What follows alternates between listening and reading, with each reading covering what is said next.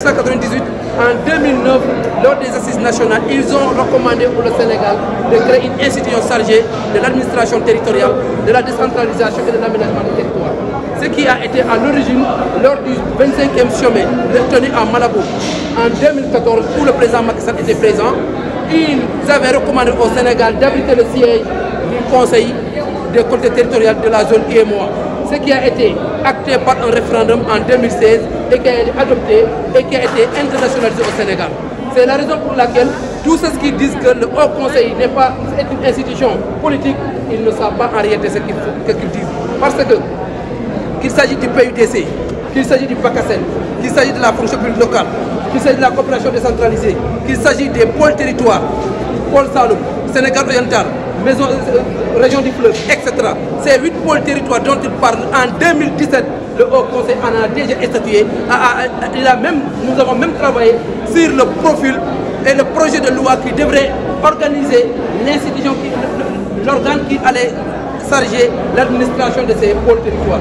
Donc aujourd'hui, je pense que nous sommes dans une république et que nous sommes encore consultatifs. Le Haut Conseil est une agglomération de toutes les sensibilités du Sénégal. Les familles maraboutiques, la société civile, des politiques, toutes les forces intelligentes du Sénégal sont dans le Haut Conseil. Donc aujourd'hui, je pense que nous sommes des Sénégalais, chacun parmi nous a sa partition et nous devons travailler pour le bien-être du Sénégal.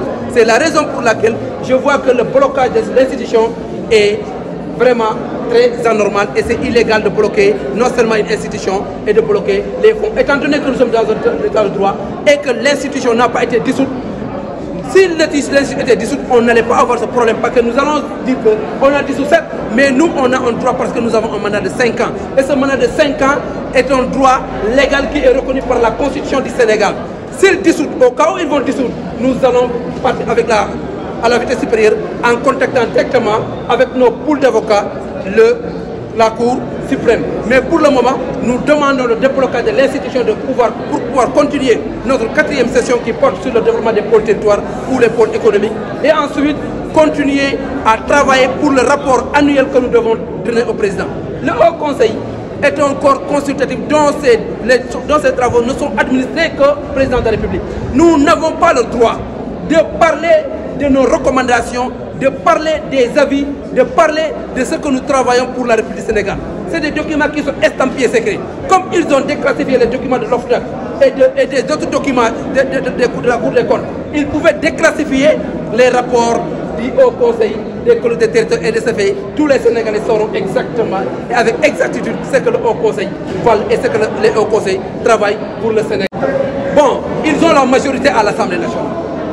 Nous, on n'a pas un problème de dissolution. Parce que nous tous, nous quittons, nous sommes volontaires d'autres services de l'administration du Sénégal. Nous sommes des cadres sénégalais et nous travaillons pour le Sénégal, pour le bien-être des Sénégalais. Mais comme ils ont la majorité à l'Assemblée nationale, je suis en train de vérifier une information. Ils ont dit, lorsqu'un projet de loi entre à l'Assemblée pour dissoudre une institution, si cette institution n'a pas été dissoute, pour qu'on réintroduise encore la demande, il faut qu'il fasse un référendum. Je ne sais pas si c'est vrai ou faux, mais cette information, nous allons voir si c'est vraiment régi dans nos lois et dans nos législations. En dehors de ça, s'il dissout, la Cour suprême est là, nos avocats sont déjà prêts. Déjà, nous avons envoyé une lettre d'explication à l'administration, tel que le secrétaire général de l'administration et l'ACP de l'administration, pour lui demander pourquoi les salaires n'ont pas été payés.